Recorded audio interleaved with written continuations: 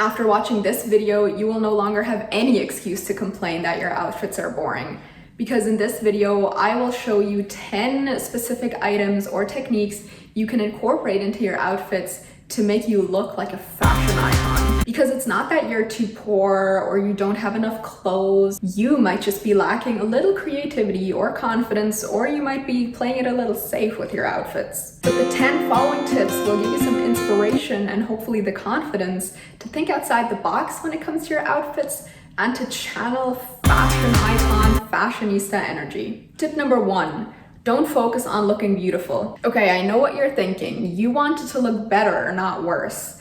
And it does sound counterintuitive to not focus on looking beautiful, but hear me out. Think of the runway shows of your favorite designers or some really stylish person who caught your eye on the street.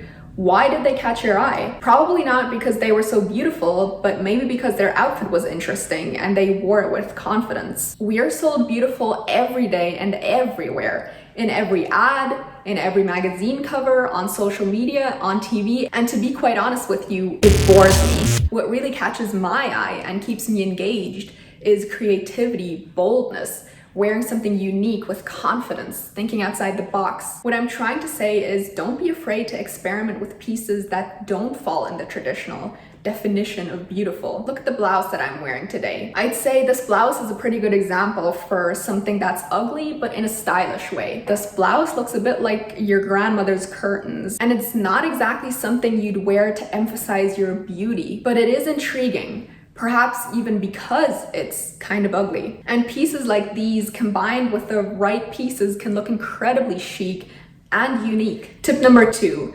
Exaggeration and humor. Using exaggeration or humor can make things look more interesting. I mean, there are entire fashion labels that base their whole brand on humor, such as Moschino, for example. But exaggeration and humor can also work in more subtle ways, and there's no need to dress head to toe in Moschino. I try to apply as many tips as I can from my video in my outfit today, so look at my outfit today. It looks a bit ridiculous. It looks like I'm a French painter or something, but it's deliberate, it's humorous. Or take a look even at my glasses. They're huge, but I think we can all agree that these glasses certainly look more stylish than these glasses. Another way to use humor or exaggeration in your outfits is to repurpose things. So to wear a football jersey in a casual way, even if you don't play football, or a man's tie in a casual outfit. In other words, pieces that are ridiculously big, ridiculously small, ridiculously out of context, or very bright in color can make your outfit more interesting and therefore more stylish. Tip number 3. Juxtaposition. Juxtaposition refers to the concept of placing opposite styles next to each other to emphasize their contrast. This technique will make you look more stylish because it's interesting and unexpected and fun. To give some specific examples, you could style a very feminine piece with a very masculine piece. So for instance, a dress with a man's tie, or a button down with a skirt. To give another example, you could wear something chunky with something delicate. I love styling chunky shoes or platform shoes with really girly, frilly, lacy, cute socks to really bring out the contrast between the socks and the shoes. Or you could style something extravagant with something minimalistic, such as my blouse representing the extravagant due to the print that is quite extravagant, combined with this rather minimalistic basic tank top. Or something baggy and street style with something more delicate and feminine. For instance, I think a popular combination are baggy cargo pants styled with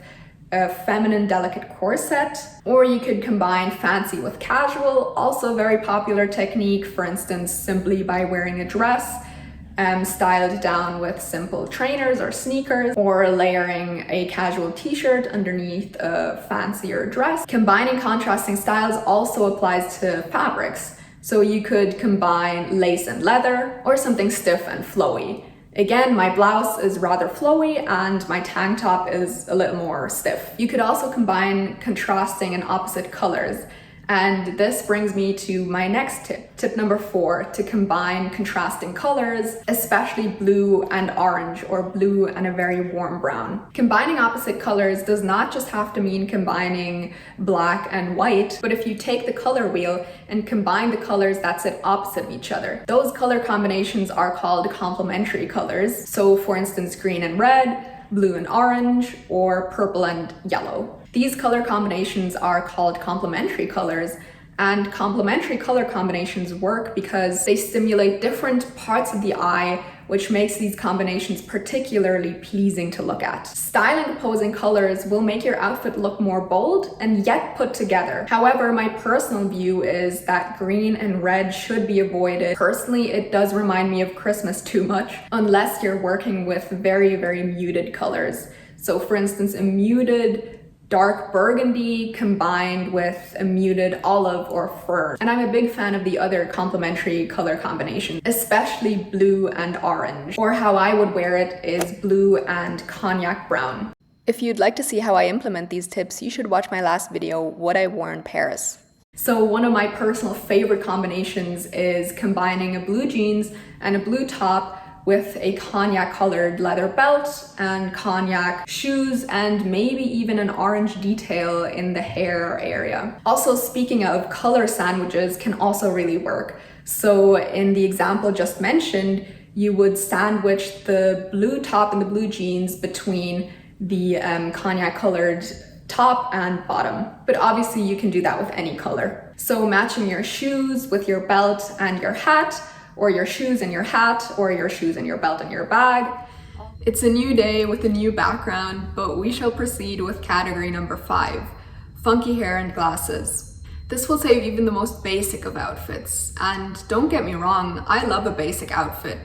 I think creating something interesting to look at up here has such a big effect on the entire outfit. Firstly, of course, because the face, I guess, is the first thing you look at when you meet a person for the first time. But also there's just something about a bold haircut or a bold choice of glasses. Because glasses and hair especially are kind of permanent, at least more permanent than an outfit. So if you have a bold or extravagant haircut, hairstyle, hairdo, or glasses, you're signaling to the world that you're pretty much committed to your style and that you're dedicated to being stylish. Because anybody can pretend to be stylish and throw on something extravagant for one day, but not everybody has the guts to chop their hair off to a pixie cut. So first, let's talk about hats. Hats to really spice up any outfit include berets, turbans, newsboy caps, cloches. Cloches always remind me of Blair Waldorf, or even as simple as a baseball cap. Then other hair accessories include hairpins, hair ties, hair clasps, bows, ribbons, headbands, also a Blair Waldorf thing, or even a fringe in itself I think is a hair accessory. Next, let's talk about glasses.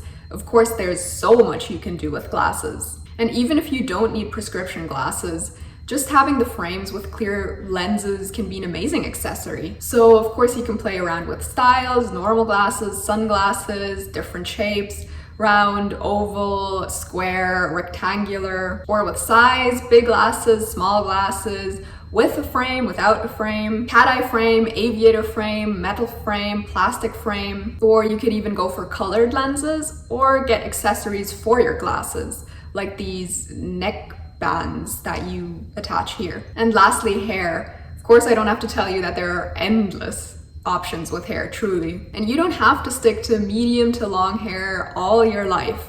I'm calling out my younger self on this one. But don't be afraid to experiment with different hairstyles, because ultimately hair will grow back. And you never know, maybe you chop your hair off and you decide it looks 10 times better than before and you regret not having done it sooner. That was me when I cut a fringe for the first time. But just to name a few examples, you can experiment with length, color, fringe, no fringe, different styles of fringe, layers, no layers, different textures, curly, straight, wavy, or even specific haircuts. Bobs, long bobs, French bobs, shaggy bobs, asymmetrical bobs, pixies. In very general terms, I think short hair looks a bit more stylish than long hair, simply because it looks like an actual haircut as opposed to hair just growing, but obviously that's totally up to you. So to summarize this chapter, another way you can look more stylish is by accessorizing up here or even committing to a bold haircut. Chapter number 6, Layering. Actually, I think I said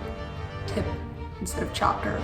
So tip number 6, layering. Layering is also such an essential technique to making your outfits more interesting, because layering adds depth to an outfit and it makes it more unique and therefore interesting. Because the focus is less on one singular piece, but more on the interplay and ensemble of several pieces and how you created a coherent outfit out of several separate pieces. Layering also provides a lot of scope for experimentation and is also great for people who don't have a massive wardrobe and who have more of a capsule wardrobe like me, because layering will allow you to come up with different outfits simply by combining your pieces in different ways. And of course, layering has a very practical dimension as well, because it will obviously keep you warmer in winter. So how do I go about layering? How do I use this technique? I would start by using a skin tight layer as your base layer. For instance, I love layering mock neck long sleeves that are skin tight underneath pretty much anything, like jumpers, button downs, t-shirts, vests,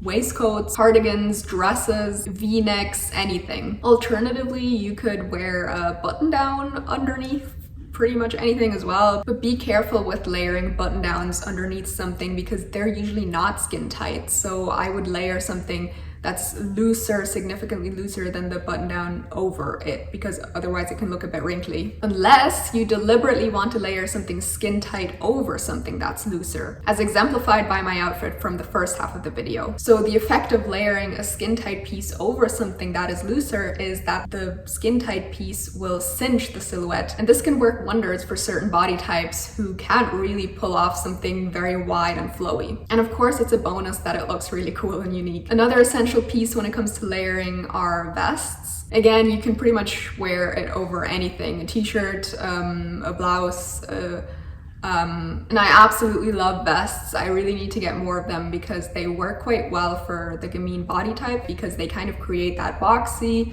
silhouette. Next, one thing that doesn't really work on me, but that I love seeing on taller people, are long dresses over pretty much anything. So over skirts, other dresses, or even pants. Another layering piece that I think looks really stylish are harnesses. I could really see a harness layered over a delicate blouse, therefore using the juxtaposition tip I mentioned earlier and emphasizing the contrast between the delicate blouse and the edgy harness. Of course, layering also works with different colors and different fabrics. So what you could do, for instance, is to wear a sheer and mesh top as base layer and to layer a thicker fabric over the sheer piece like I am wearing now. This would create contrast between the ethereal and delicate feel of the base layer and the heavier, more down-to-earth feel of the top layer. I think layering might be one of the most important tips in this video, and I think it works so well in combination with other tips, especially juxtaposition. Tip number 7, monochrome outfits. There is a reason why all black outfits or all white outfits are such classics. The reason why monochrome outfits look so stylish is because they're a little more toned down, but still ultra chic. Obviously, monochrome doesn't mean that you have to dress in black or white. You can opt for any color and even different shades of the same color within one outfit. So for instance, a dark green top with a light green pants. I think monochrome outfits are a very safe and easy way to look more stylish. And an all black look is still one of my very favorites. If monochrome by itself is too boring for you, you can experiment with different fabrics. The last 3 tips are very specific. So tip number 8 is socks and shoes, especially socks and sandals, socks in heels or socks in loafers. Socks and shoes might be a bit controversial, but I think it works so well because it highlights the contrast between something casual, such as the sock, and something more elevated, such as the heel or the loafer. Or in the case of socks and sandals, it just creates an unexpected combination. So my favorite combinations for this tip include tennis socks in pretty much any shoe, because tennis socks are